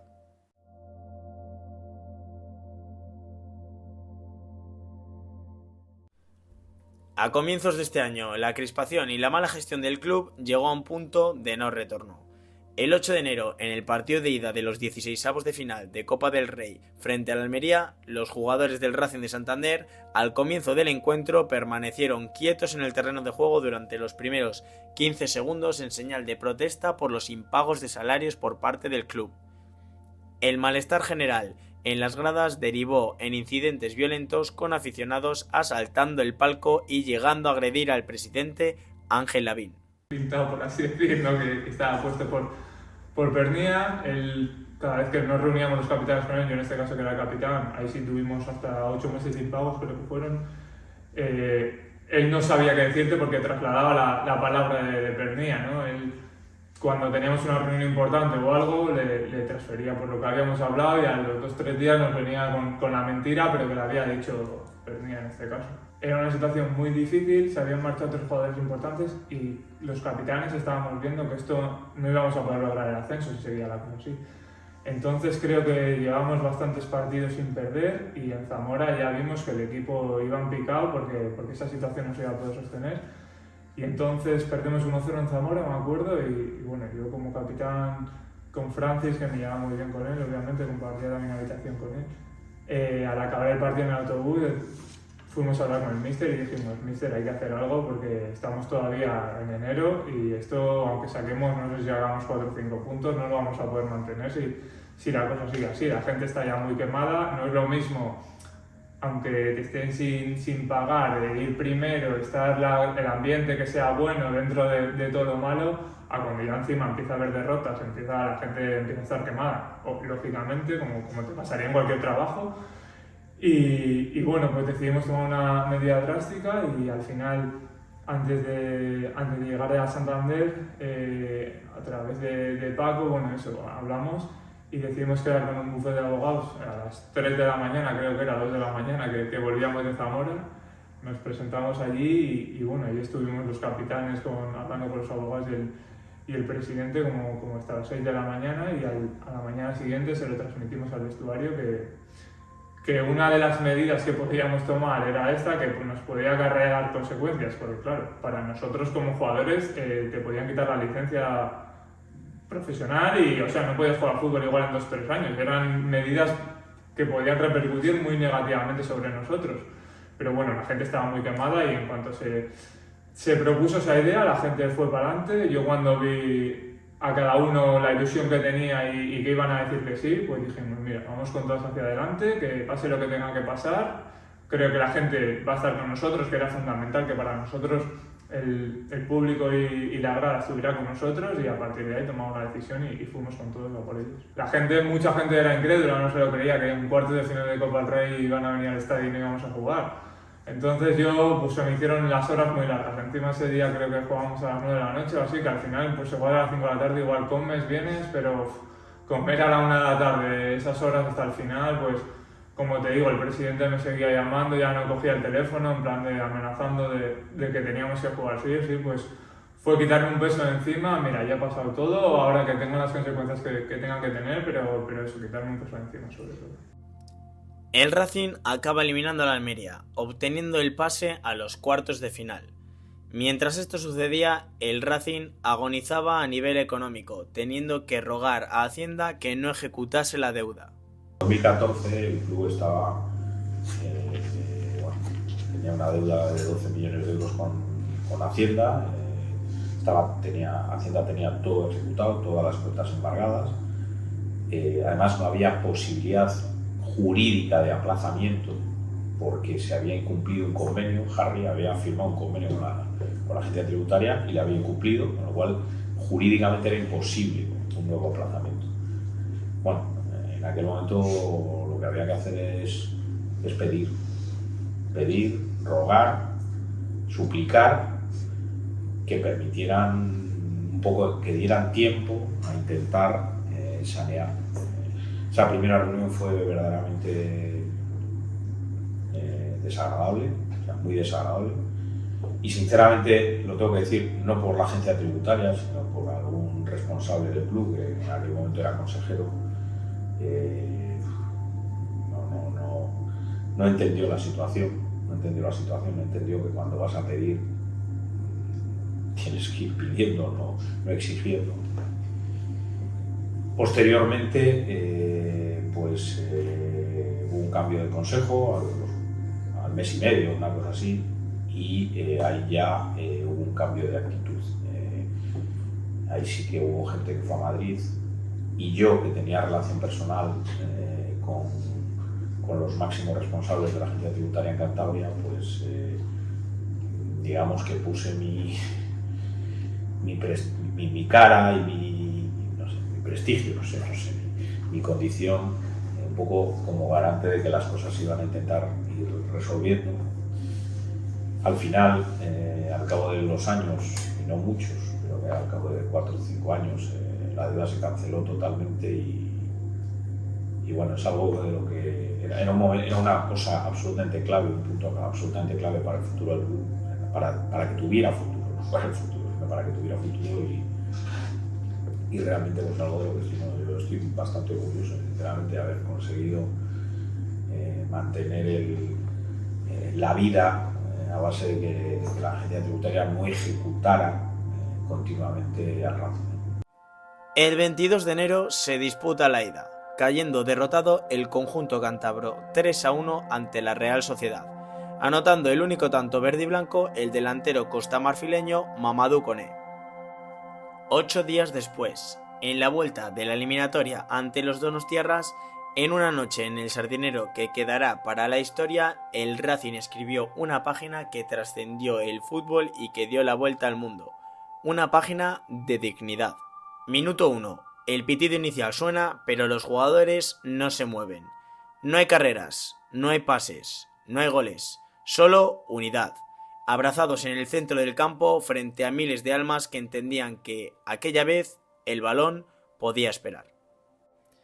El equipo ese día no jugaba por un trofeo, jugaba por algo más grande, el honor de un club centenario que había sido llevado al borde del abismo por un consejo directivo liderado por delincuentes. La protesta no fue un gesto de rebeldía, fue un acto de amor. Los jugadores, liderados por su capitán Mario Fernández, mostraron al mundo que el Racing no era de unos pocos, era de todos, de los que sudaban en el campo, de los que gritaban desde la grada y de los que nunca dejaron de creer. La cada vez más grave situación económica en la que nos encontramos y las noticias aparecidas en los medios de comunicación en estos últimos días conducen a que por unanimidad la plantilla profesional haya adoptado la decisión de solicitar la inmediata dimisión del presidente y del resto del Consejo de Administración. En el caso de que dicha dimisión no se lleve a cabo en las próximas horas, la plantilla anuncia su voluntad irrevocable de no disputar el próximo encuentro de cuartos de final de la Copa del Rey. Al final, en el fútbol, quien es protagonista son los jugadores. Y cuando los jugadores son conscientes de que la afición está en contra del club, que no de ellos, y que quiere ayudarles para salvar el club y salvar incluso su puesto de trabajo, que también estamos hablando de trabajadores en una categoría no profesional en la que, bueno, pues los sueldos no son tan elevados como la gente se pueda creer, o sea, es un trabajador más, un jugador es un trabajador más, y más en una categoría no profesional, pues es cuando ellos se involucran con nosotros y se idea un método de protesta que además tiene cierta resonancia porque es la Copa del Rey, son los cuartos de final, y todo ese clima de cultivo que habíamos estado alimentando durante años explota el 30 de enero del 24 con el plante que hace el Racing, los jugadores del Racing, hasta el punto de que te vienen corresponsales de todo el mundo. Yo me acuerdo que ese día hablé con gente del New York Times, del Sunday no sé qué de Canberra, en Australia, periódicos de todo el mundo, y el Racing fue portada del New York Times, ni más ni menos, por una situación que se generó, que sí, que el 30 de enero de 2014, cuando el Racing hace el plante, cuando los jugadores se plantan, es la foto de la crisis del fútbol llevada por unos jugadores, porque hasta ese momento los jugadores siempre se callaban la boca porque a ellos les garantizaban los sueldos el fondo de garantía que tiene la Asociación de Futbolistas, pero es que aquí lo que había era una involucración de los jugadores con la entidad. Es que no solamente no queremos cobrar, que ya sabemos que nuestro sueldo está garantizado. Así, de hecho, se lo dijo Rubiales, el que fue presidente de la Asociación Española de Fútbol, que entonces defendía a los jugadores en las reuniones que mantuvieron. No os preocupéis, jugad el partido, que vuestro sueldo está garantizado. Pero no era cuestión de garantizar el sueldo, era cuestión de garantizar el club. Y eso es una cosa que siempre el racinguismo tendremos a estar de acuerdo, porque un futbolista, que a veces la mayor parte de ellos están de paso, salvo que son de aquí, de Cantabria, que bueno, pueden tener más vinculación, pero que alguien que está de paso, que hoy puede estar en el Racing, pero mañana puede estar en el Alavés, o en el Barça, o en el Atlético, donde sea, pues que quiera dar ese paso es muy importante. Al día siguiente, el 31 de enero de 2014, una fecha marcada en el corazón de todo el racinguismo, en la Junta General de Accionistas celebrada en los campos de Sport del Sardinero, el administrador judicial de WGA, Onur Aslan, destituyó el Consejo de Administración que presidía Ángel Lavín, quien anteriormente había intentado suspender esta junta, obligándole el juez de guardia a que fuera celebrada, ya que era su obligación legal. Tras esto se nombró un nuevo equipo encabezado por el exjugador Juan Antonio Tuto Sañudo como presidente. Cabe destacar que en este momento Aslan devuelve las acciones a Dumbiro y Dumbiro las vende a €1 a los socios. Bueno, al día siguiente, pues Tuto y todos, pues escucharlo en la radio y casi pues caerse las lágrimas, ¿no? Sobre todo decir, hostia, lo que estamos consiguiendo, yo creo que hubiera desembocado sinceramente en la desaparición del club. Ahora de ¿cómo va a desaparecer un equipo como el Racing? Pero igual se hubiera tenido que formar, pues como se formó otro Salamanca de cero, porque es que no había solución. Si no llegamos a ascender ese año, en segunda vez el Racing era insostenible y más con la gente que había. Si tú al final tomas una decisión y ves que hay parte del público, de la gente que está de acuerdo, gente que no, pues al final dices, hostia, igual no he hecho bien. Pero ya cuando ves que el 100% de la gente está contigo, que vas por la calle, joder, chaval, vaya pelotas que tenéis, pues esas cosas, ¿no? Te llenan y como te digo, no es lo mismo que te halaguen por jugar un partido bien que por esas cosas que dices, esto va a quedar de por vida. Entonces, para mí siempre ha sido un orgullo y bueno, me siento súper agradecido, como te digo, de haber formado parte del Racing, de haber sido capitán y sigo siendo un racinguista más y ojalá que los aficionados vuelvan a disfrutar, que están disfrutando ahora mismo como se merecen y que el Racing vuelva a ser el equipo que tiene que ser y en primera división. La situación era bastante grave. Económicamente creo que los empleados del club, llevaban 8 meses sin cobrar cuando entramos nosotros. Había muchos ingresos posteriores ya estaban todos hipotecados. Es decir, era bastante más complicado. Era muy complicado el poder llevar el día a día una situación de un club de fútbol. Un club de fútbol como el Racing. O sea, que no es un club de aficionados, es un club profesional. Pero sobre todo el ámbito económico estaba muy debilitado. Además la situación de los empleados era dramática. O sea, 8 meses sin cobrar. Y bueno, incluso había futbolistas que ya habían marchado. Es decir, que no habían cobrado y por tanto se habían marchado. Eso además perdías patrimonio del club, porque en un club de fútbol los jugadores son patrimonio, por unas futuras ventas o unas futuras posibles ventas. ¿Vale? Entonces la situación era muy complicada. Más que en el tema económico, nosotros en el tema económico había un gestor, que era Chema. Entonces nosotros lo que más sobre todo intentábamos hacer a corto plazo era el tema de intentar encontrar recursos, nuevos patrocinadores, sobre todo pues para tener un poco de liquidez, porque no había liquidez. Entonces se intentó conseguir vía patrocinios la mayor liquidez posible para intentar poner al día a los jugadores y al resto de gente del club. Eso fue un viernes 31 de enero y por la tarde tenemos el primer consejo. Y aparece el personal del club. La gente de las taquillas, Tomás, Enrique, empiezan todos. Y me llamó mucho la atención porque uno de ellos nos llamaba de usted. Entonces, claro, la tercera vez que nos llamó de usted, dijimos, para, que esto no es nada de usted ni nada. Esto es, este es Raúl, este es David, este es Félix, y tranquilidad que nota. Entonces, luego, claro, empiezas a saber cosas de, pues eso, 8 meses sin cobrar, porque bueno, si no cobra un futbolista, el futbolista al final tiene el fondo de la AFE, ¿no? Tenía el fondo de la AFE, ¿no? Pero una taquillera o un jefe de prensa, 8 meses sin cobrar, yo me pongo en su situación y no aguanto ni 3, ni 4. Entonces eso fue un tema personal, vamos, un tema de personas. Pero nosotros somos gente normal, que queríamos ayudar, nada más. No sé si el campo le llenamos el primer día se llenó el campo y se ascendió, además, luego se volvió a bajar, pero se ascendió. Y entonces yo creo que ahí tú ya veías un tema, podríamos decir, de público o de afición o de entorno muy positivo. A nosotros nos ayudaron mucho, colaboraron mucho, mucha gente anónima colaboró, se limpió el campo que estaba hecho unos tornos. El día de la leonesa no había ni papel para hacer entradas. No había recursos, no había ningún recurso en donde pudieras tirar de ello. Por eso lo que sí efectivamente sí que hubo es mucho apoyo social del racinguista de a pie. Eso sí que lo notamos muchísimo. De ese consejo no llegarían ni el primer mes 5 miembros: Félix Álvarez, más conocido como Félixuco, Raúl Serrano, el propio David Bárcena, Marco Rivas y Juan Gutiérrez. Yo creo que hubo mucha presión externa. Creo que había muchos poderes que querían manejar lo que creo deberíamos haber manejado nosotros dentro.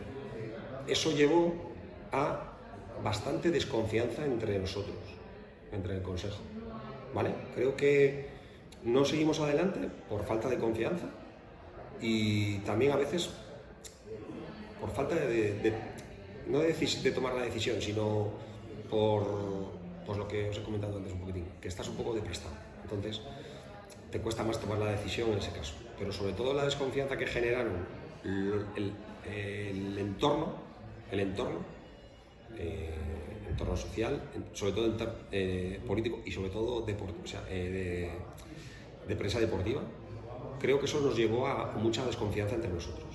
Y a partir de ahí, pues, a nadie le gusta que entras voluntariamente a algo, que le pones todo el cariño y sales por la puerta y te están criticando tantos, dices, pues mira, no me merece la pena. O sea, que crees que hubo más presiones externas que internas en todo esto.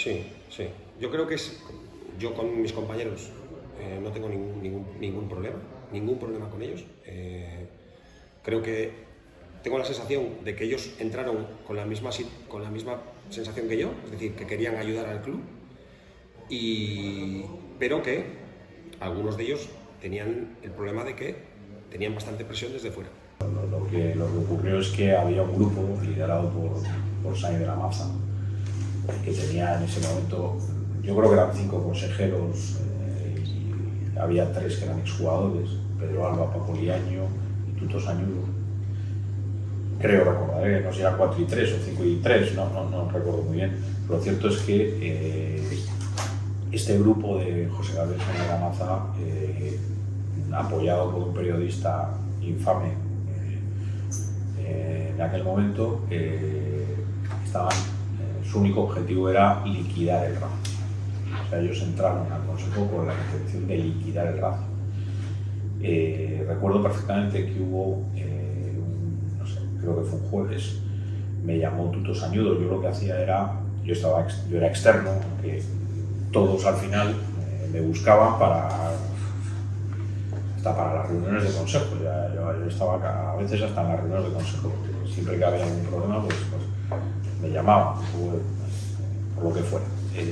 Lo cierto es que me llamó Tuto Sañudo y me dice, oye, han convocado una rueda de prensa mañana para anunciar que liquidan el Racing, que se liquida el Racing. Yo, ¿cómo? O sea, que hemos estado, no sé, que echado hace un mes a a Harry para intentar salvar el Racing y al cabo de un mes le liquidan. ¿No? Diles, entonces pedí que me aportara cuál era, o sea, el estado de cuentas de ese momento. Y claro, me traje algo recuerdo perfectamente, un papeluco de chiste y entonces, claro, cuando lo digo, esto no es así. Esto no es así, esto hay posibilidades de completar la temporada y de iniciar la siguiente y hay que lucharlo porque para liquidar el club que hubiera liquidado Harry, porque para eso no estamos los demás.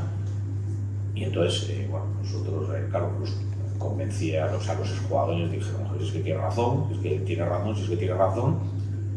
Y entonces los otros, el otro grupo, el de José Gávez ahí de la Maza, para presionar lo que hicieron fue juntarse esa noche y presentar la dimisión. Entonces presentaron la dimisión, y esto hay que decirlo, poniendo en riesgo absoluto al club, porque en realidad, de hecho, provocaron que posteriormente, unos años después, Harry presentara una demanda de impugnación de acuerdos sociales, porque realmente el Consejo no podía estar con un quórum inferior a la mitad más uno, y al dimitir conjuntamente lo que hicieron fue poner en riesgo absoluto la continuidad del club. Bueno, al final se consiguió un nuevo consejo que bueno, jurídicamente un poco, con una decisión jurídica un poco de riesgo, y se continuó y se salvó y el club se mantuvo, o sea, se sostuvo económicamente, realmente en una situación casi milagrosa, hay que decirlo, pero lo cierto es que la realidad fue que hubo un grupo que lo que pretendía en aquel momento, y si no lo dicen porque les da vergüenza, pero es la realidad, y no lo digo porque lo piense, sino porque a mí me lo dijeron literalmente, que su objetivo era liquidar el club y que la fundación, con ellos de patronos, que son cargos, para que lo sepáis, no son cargos como por elección, sino son cargos indefinidos, o sea, con duración indefinida, pueden ser vitalicios, que la fundación se hiciera cargo de los derechos federativos del Rayo, en aquel momento, de lo que era el segundo equipo, y que ese segundo equipo, que estaba en segunda B, subiera otra vez, recuperar la posición. Los exjugadores nos negamos radicalmente y eso es lo que ocurrió. Por eso las máximas caras visibles del Racing, de los exjugadores en aquel momento, que éramos Quique Setién y yo, pues éramos los que señalaban como injerencias externas. Si el Consejo de Administración se reúne el Consejo de Administración y solo el Consejo de Administración. Entonces, si quieres formar parte del Consejo de Administración, creo que deberías haber sido uno de los consejeros. Y eso además hubiera generado mucha más confianza en el resto de consejeros. Creo, es mi forma de verlo. Y no pasa nada porque estamos bien, estamos hablando de esto, con el Racing fenomenal y con una salud envidiable económica, etc. Pero creo que ahí, si los que quisieron, si los que tenían intereses en el Racing hubieran ido desde el principio como fuimos nosotros, es decir, yo vengo aquí a ayudar, hubiera generado mucha más confianza en el Consejo. Y además el Consejo tenía gente muy válida para esto y de muy diferentes ramos, o sea, de muy diferentes aspectos profesionales, que hubieran entrado muy bien en el club. Yo creo que es eso. Creo que eso, no es que lo que hubiera cambiado yo, pero que creo que si esa gente hubiera hecho eso, hubiera sido mucho más fácil para todos. Bueno, Manolo en esa época tuvo un papel que, como he dicho antes, creo que le tenía que haber hecho desde dentro. Y si lo hubiese hecho desde dentro, creo que nos hubiera ido mejor a todos. Desconozco su tal. Creo que en el trato con él, insisto, creo que también él quería lo mejor para el club. Lo creo. O sea, no son palabras, que lo creo también. Pero creo que si lo quería, tendría que haber intentado entrar en el Consejo. Y no estar, podríamos decir, entre comillas, de satélite. porque eso al final crea desconfianza en la gente. Él me llama a mí, él nos llama a nosotros y nos explica la situación del club, sobre todo económica. Y a partir de ahí, primero, nadie nos obliga a entrar. Es decir, después de plantearnos el tema, nosotros podíamos haber cogido y haber dicho, oye, mira, que no. Llama a Pepito o llama a quien quieras. A mí nadie me obliga a entrar. Yo entro porque creo que había que cambiar la situación y por lo que me cuenta Sáenz de la Maza, me parece que no me está engañando, porque si creo que me está engañando no hubiera entrado. Y que luego detrás de Sáenz de la Maza estuviera un partido, yo ahí lo desconozco. Lo que está claro es que a nosotros Sáenz de la Maza nos llama, nos nombra en consejo de administración, pero Sáenz de la Maza no nos llama para decir vota aquí esto, vota aquí lo otro, y haz esto y haz lo otro. No, nos da plena libertad, al igual que cuando se va la cosa, o sea, cuando nos vamos con la plena libertad de irnos. El tema es que nosotros tenemos confianza, pues quizá también pues porque no éramos exfutbolistas, entonces los que nos vamos, podríamos decir que no somos parte del consejo, que igual nombra a Sáenz de la Maza, pero que también más relación teníamos, y más hablábamos del club y más tal. Ya te digo, yo entré sin ninguna presión y me fui sin ninguna presión. ¿Que me hubiera gustado durar más? Pues sí, pero bueno, duramos lo que duramos.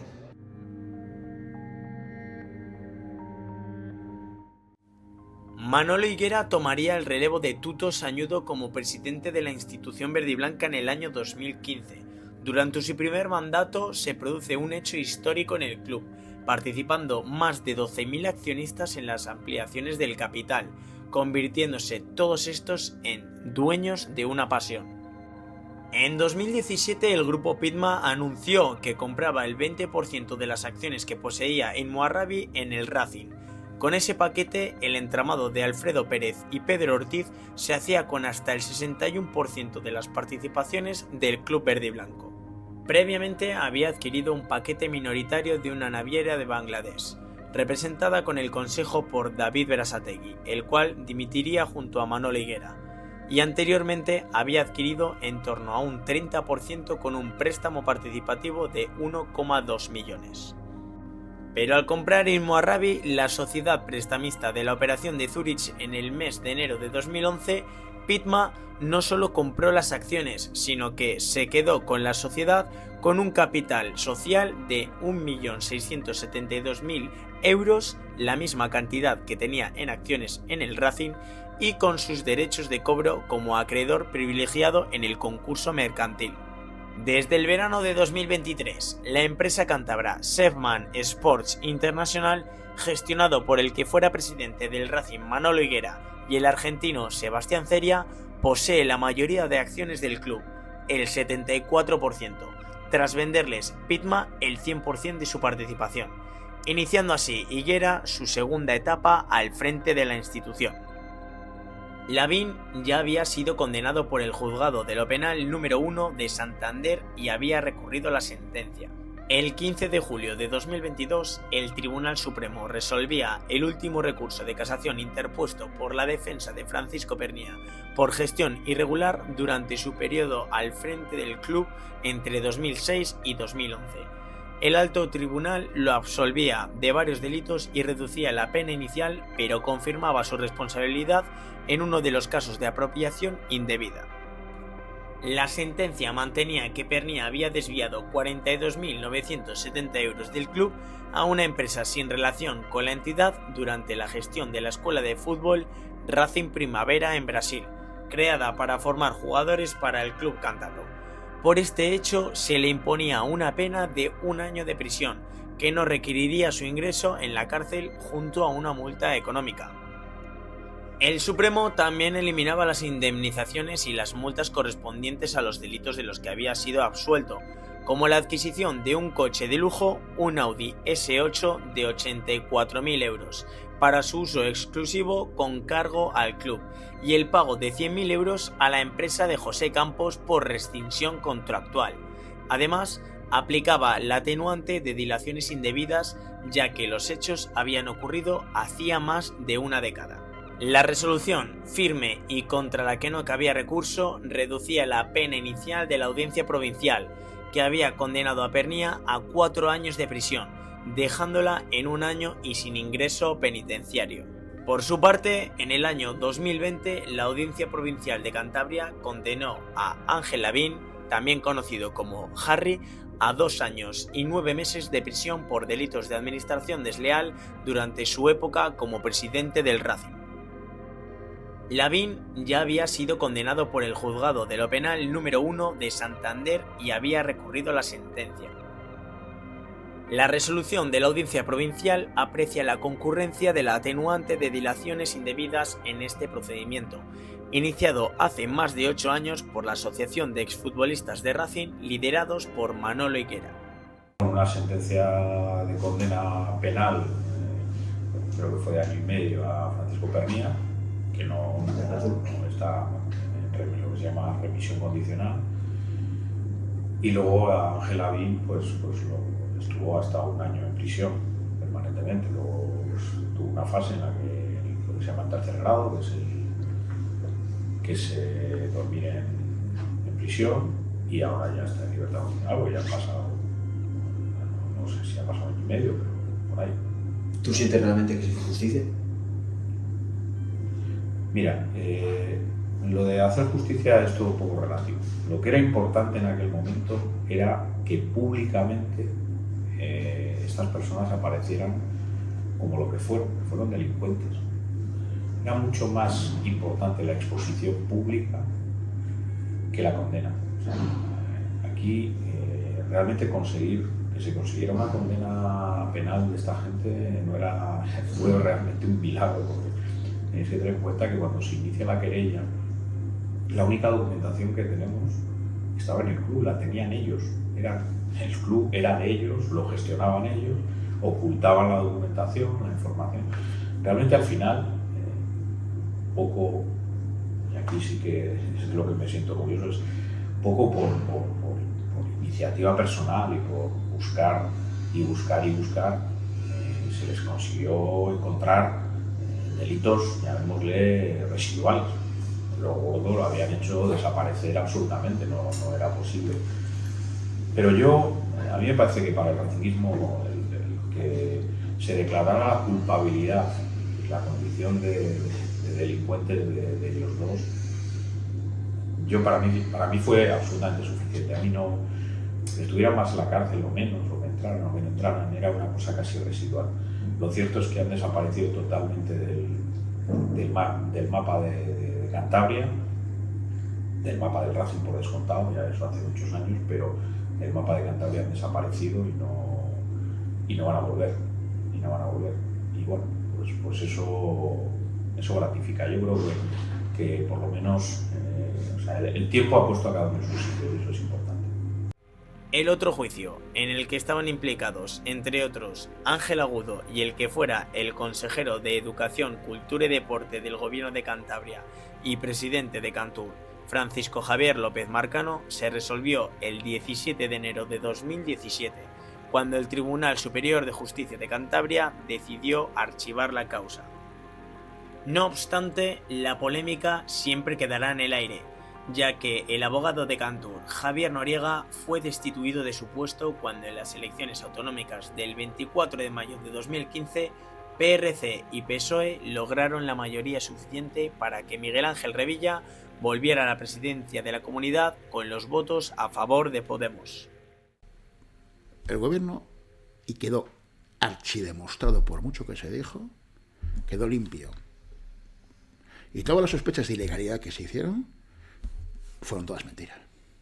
Y así quedó archidemostrado con un gobierno que se dedicó exprofeso a tratar de inmiscuir al gobierno anterior en un problema. Porque, recordemos, eso se vende en el año 2011, en enero, el Racing me refiero.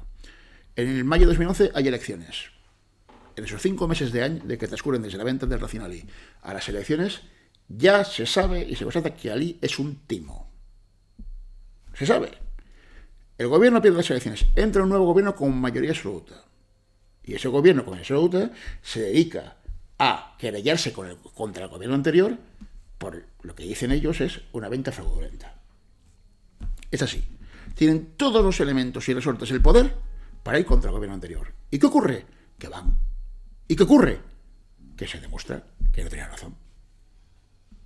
Que con independencia de que la venta estuviera bien o mal, existían documentos independientes avalados por empresas solventes que decían que ese hombre que se le vendió pues tenía solvencia, valga la redundancia. Ahora bien, una cosa es la solvencia demostrada y otra cosa es la demostrable. Yo creo que es donde falló Credit Suisse y donde los informes quedan cojos, porque vamos, era evidente que tú metías a Lee Chayer en Google y te contaba sus andanzas por todos lados. Digo, hombre, pues hombre, tendrá pasta, pero de fiar no es. Solo tenéis que entrar en internet y ver cuándo se celebraron las elecciones regionales de Cantabria y cuándo ganó Revilla las elecciones y pactó gobierno con el PSOE. A partir de esa fecha decidieron que yo era un Pepito Grillo que estaba trabajando mucho y revolviendo mucha mierda y entonces no les interesaba para nada tener un abogado tan activo y tan trabajador en el caso. Y de esa manera pues decidieron apartarme, que recuerdo que Podemos tenía representación en el Parlamento de Cantabria y en honor a la verdad tengo que decir que Podemos dijo que era una vergüenza que eso sucediera, que no se podía eliminar al abogado que había llevado la acusación particular. La cuestión política estaba clara, o sea, no les interesaba que Javier Noriega siguiera investigando. A raíz de volver Miguel Ángel Revilla al poder, pues no sé si le asesoraron o alguien se lo dijo o fue una decisión personal suya. Yo digo que no fue decisión personal suya, pero hay dos hechos que debéis saber. No solo me eliminaron como abogado de Cantur, sino que también yo pues tuve la suerte de formar parte del Comité Cántabro de Disciplina Deportiva, que a nivel deportiva es el máximo órgano que existe en Cantabria. Lo siguiente ya son los juzgados de lo contencioso administrativo, y éramos 5 abogados los que formábamos parte de ese órgano, y de la noche a la mañana se recibió una orden para que Javier Noriega saliera de ese órgano jurisdiccional, el Comité Cántabro de Disciplina Deportiva, y me tuve que ir, sintiéndolo mucho porque era un trabajo bonito. También fue muy justo que le nombraran a él, porque una cosa es buena y otra cosa es mala. Sí, cuando además estamos viendo que en el proceso judicial que hubo cosas realmente vergonzantes que ocurrieron, como la testificación de Pernia. Y el abogado era él, militante del Partido Popular, por otra parte. Que bueno, que no pasa nada, que yo a Javier le tengo en estima, y yo soy un racinguista y un luchador, pero yo creo que, bueno, pues ciertamente me he detestado por lo que ocurrió y por lo que se buscaba. Porque el gobierno se hartó de decir en muchos sitios que lo único que pretendían era que la querella se metiera a trámite. Así de sencillo. O sea, es así. Es que si te conformas con que la querella se admite a trámite, ¿qué broma es esta? Vamos a ver. Un juez nunca va a tomar una decisión injusta a sabiendas, porque eso es prevaricar. Y si lo haces un delincuente. Entonces, si un juez ve que no hay causa, pues que no hay causa. Por mucho que tú creas que haya causa, que todos creemos que puede haber causas para 1000 cosas. Pues si no la hay, no la hay. No la hay. Y se demostró. Es que era tan claro el asunto, que es que tienes un contrato y una cláusula para que ese contrato se pueda repetir si se incumple. Tras todo lo sucedido, el Racing de Santander, con sus altibajos deportivos y los problemas económicos que arrastró a raíz de esta época oscura, que mantenían al club en peligro de viabilidad, consiguió salir a flote, hasta estar a día de hoy luchando por volver a Primera División, el lugar que nunca debió de abandonar. Ahora, por fin, con el desembarco de Sebastián Ceria y el retorno de Manolo Higuera, se ha realizado el 24 de diciembre de 2024 el último pago del concurso de acreedores. A partir de este momento podrían faltar 4, 5 o 6 meses para la aprobación final en los juzgados, lo que pondrá fin a una etapa de 13 años de concurso que comenzó aquel 7 de julio de 2011, un día que amenazó con ser el fin de esta institución centenaria. Ahora solo queda acordarse de lo acontecido para que nunca vuelva a suceder. Porque creo que la nueva propiedad bebe mucho de ese Racing post-Alí. Está Manolo Higuera, sin ir más lejos, con esa continuidad para sobrevivir en unos años duros que ha dado Grupo Pidma, y ahora pues se vive una etapa de optimismo, de ganas de mirar hacia el futuro, de crecer, pero yo siempre insisto, sin perder de vista lo que ocurrió en su momento, porque creo que fue extremadamente grave y que creo que ha tenido al Racing bueno, muy cerquita de su desaparición. Y yo quiero creer que hemos aprendido. Claro, quiero creer que hemos aprendido. Por eso hay que tener muy en cuenta que cuando el Racing aborde según qué traspasos, según qué inversiones, no hay que perder de vista que el club sigue teniendo una deuda con su propiedad, pero sigue teniendo una deuda de cerca de 24 millones con su propiedad, y bueno, pues esto no hable como tal de un club saneado. Yo es que creo que no se va a olvidar, porque el Racing sigue teniendo deuda. Es verdad que ahora en diciembre va a concluir el concurso de acreedores, que es algo histórico para el club, pero sigue teniendo deuda, y como sigue teniendo deuda, y esa deuda viene de donde viene, pues entiendo que no se va a perder de vista. De aquí a 10 años, 15 años, 20 años, si se consigue todo lo que ha comentado Sebastián Ceria, pues entiendo que vamos a ser siempre conscientes de lo que nos ocurrió, y espero que el club, y esto es una labor que tiene que hacer el club, los medios de comunicación evidentemente también podemos contribuir, espero que el club de vez en cuando se encargue de recordarle a todo el racinguismo lo que en su momento pasó, de dónde vino aquello, lo que se dio después y lo cerca que estuvo el Racing de irse al garete. Y yo insisto, si no llega a ser por sus propios aficionados, por esa junta en los vomitorios, por esa invasión del palco, por todas esas cosas que pasaron, que creo que también hay que hablar de todo eso porque formó parte de...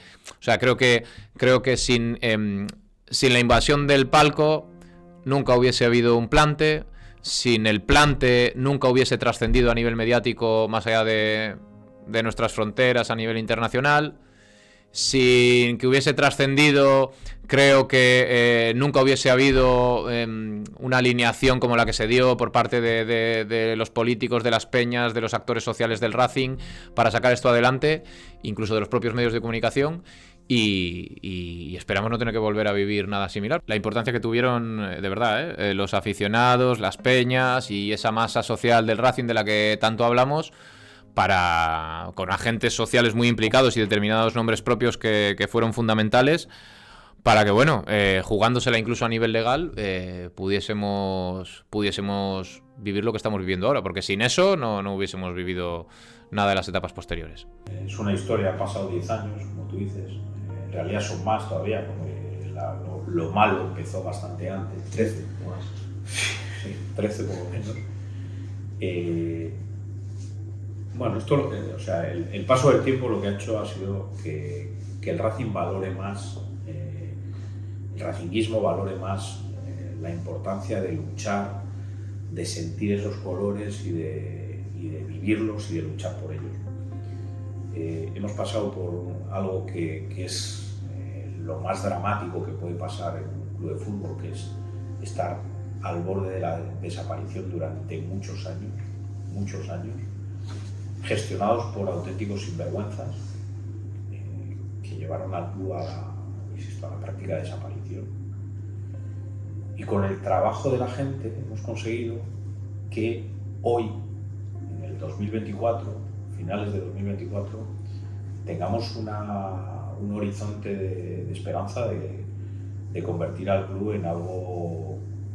Nosotros para que tú lo sepas, en nuestro plan estratégico, nuestro sueño, el sueño por el que estamos trabajando, o sea, todos nuestros objetivos van dirigidos a eso, es conseguir marcar una época.